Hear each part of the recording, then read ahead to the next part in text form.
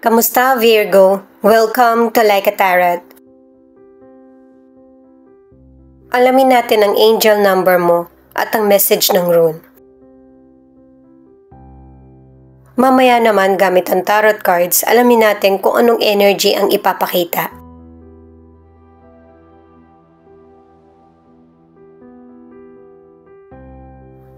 Zero, new beginnings, a fresh start, being one with the universe.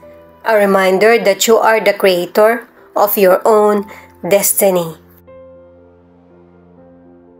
Maaari na ang ilang Virgo may mga situation na nahihirapan kang magdesisyon, hindi ka makapagsimula. Pero kinakailangan mong magdesisyon kasi ikaw yung gumagawa ng kapalaran mo. Itong swelo ay positive na rune sa kalusugan, sa success, at saka sa happiness. Kung meron ka namang hustisya na gusto mong makamit, ay makakamit mo. May mga pabor na sitwasyon na magaganap sa buhay mo. Itong rune nga pala ay sinuunang letra. Itong next naman ay Jera. Kaya pala sa unang rune pa lang ay binibigyan ka na ng pag-asa kasi may mga issue ang ilang Virgo patungkol sa katarungan. Kasi itong bato na ito ay kung ano yung itinanim mo, siya yung magiging bunga.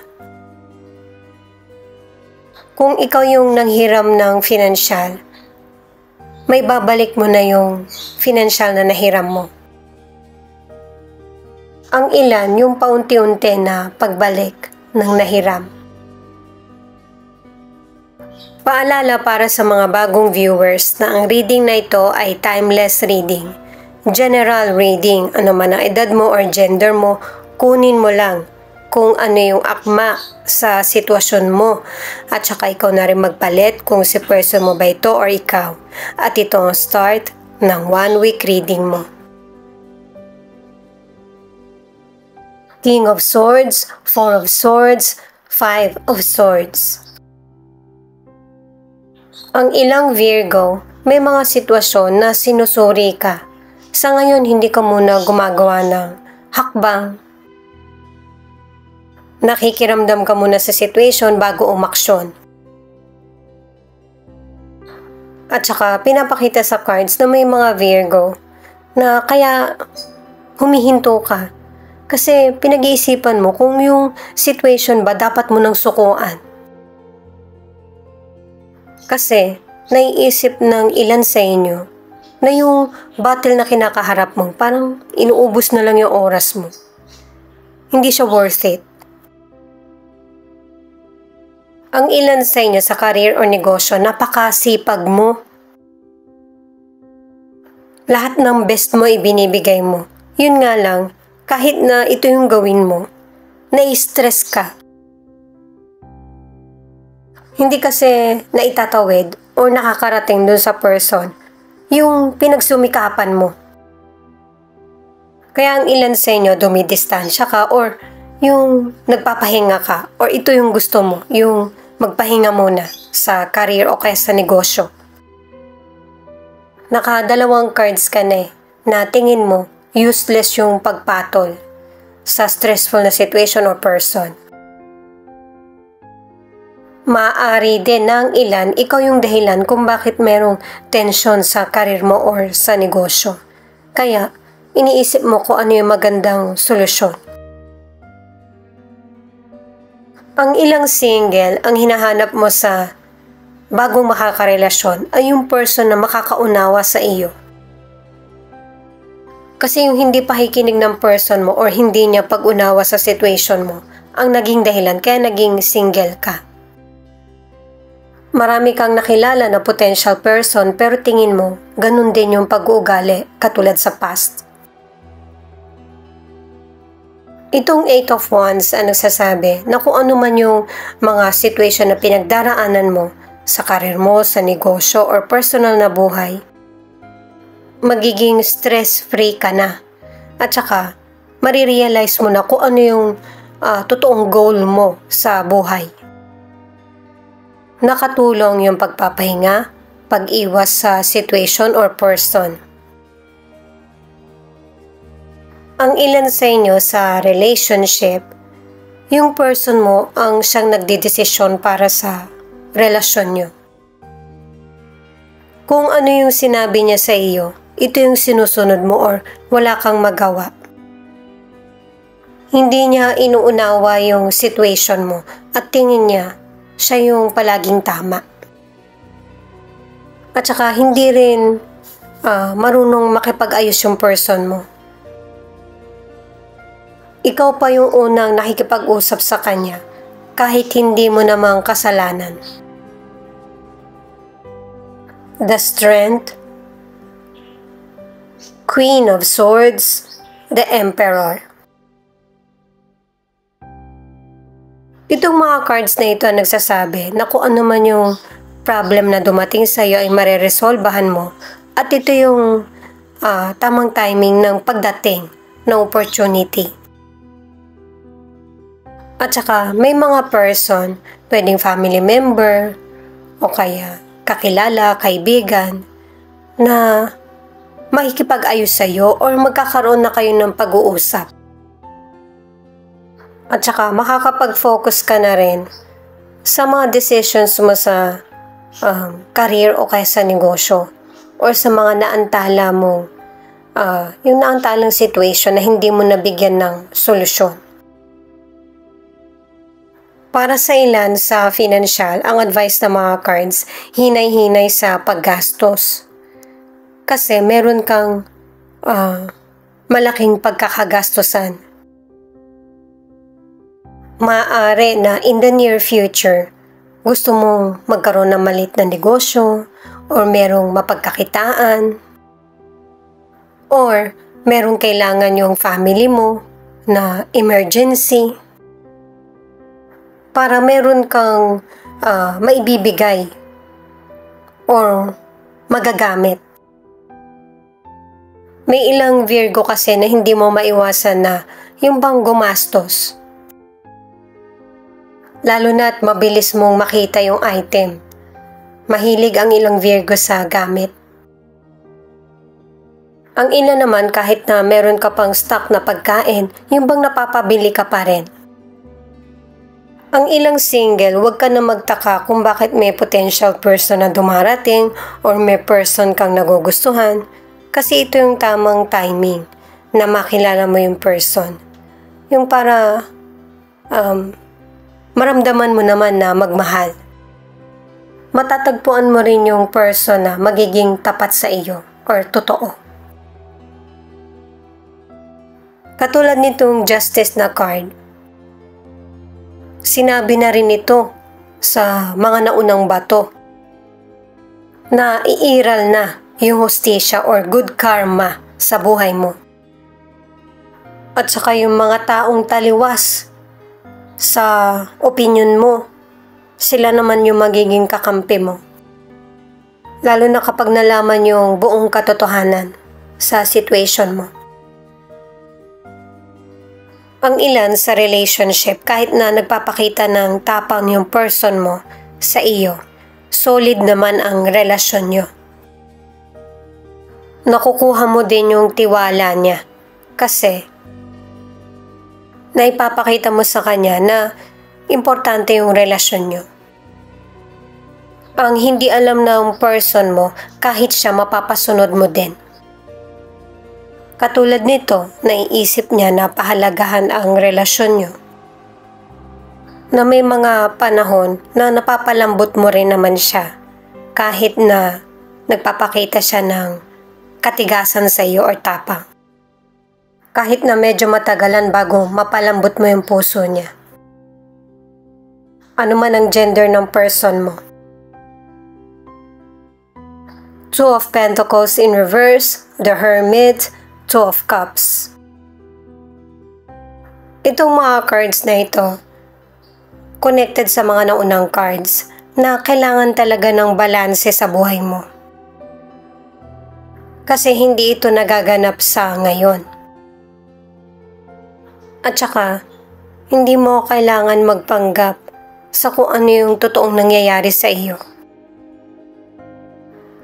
Bawasan na rin yung pagiging workaholic.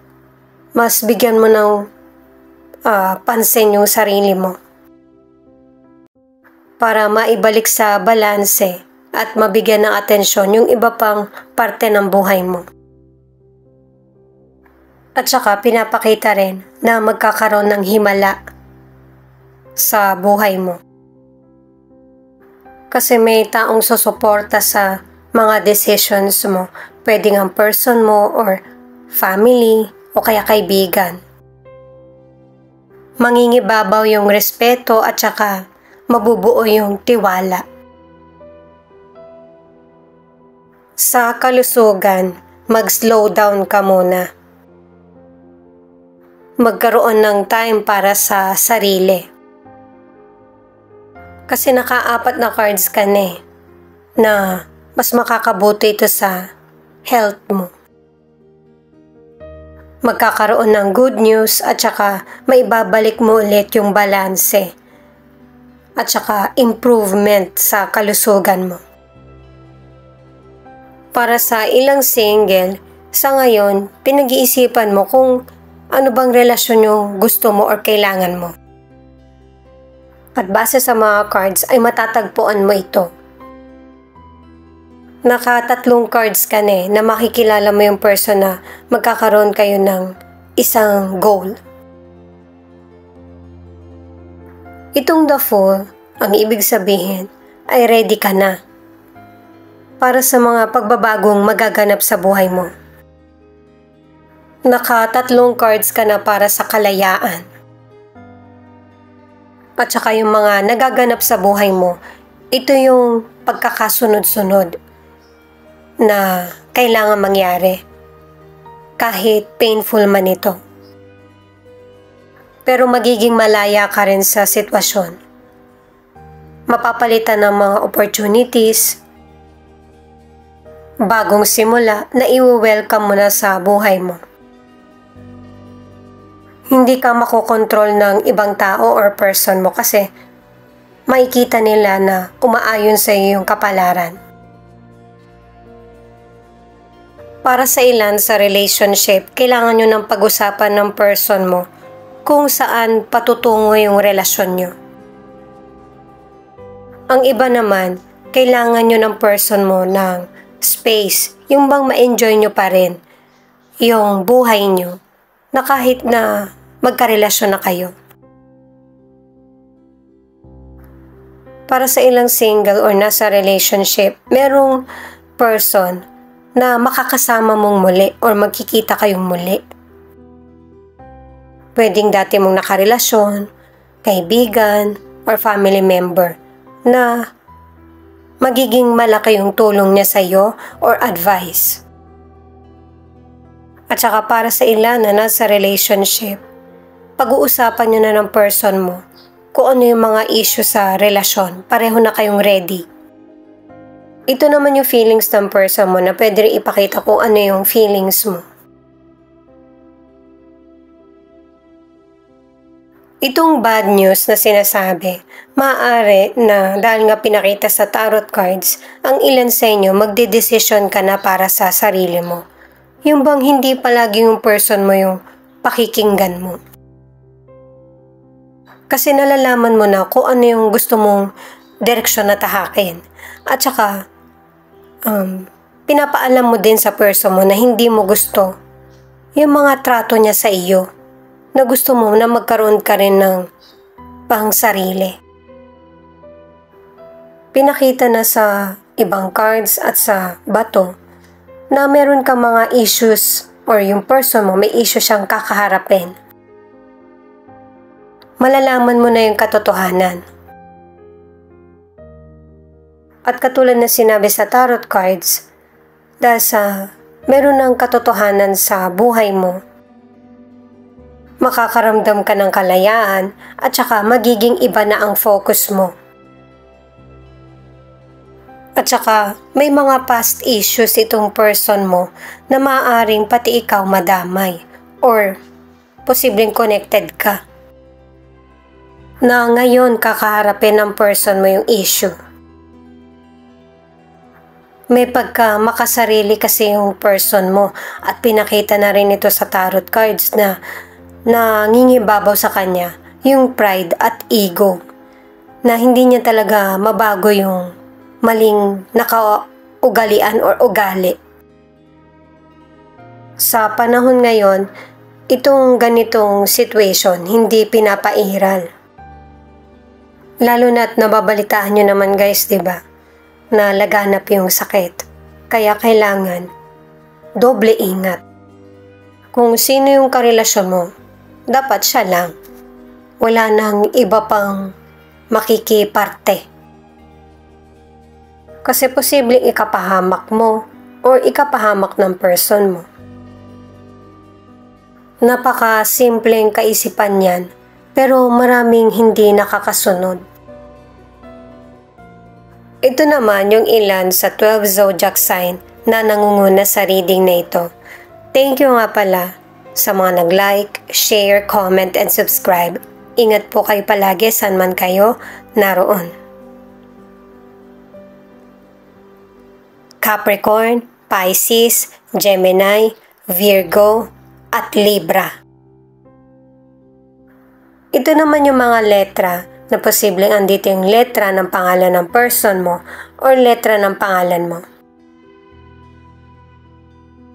IPW, UK, XG.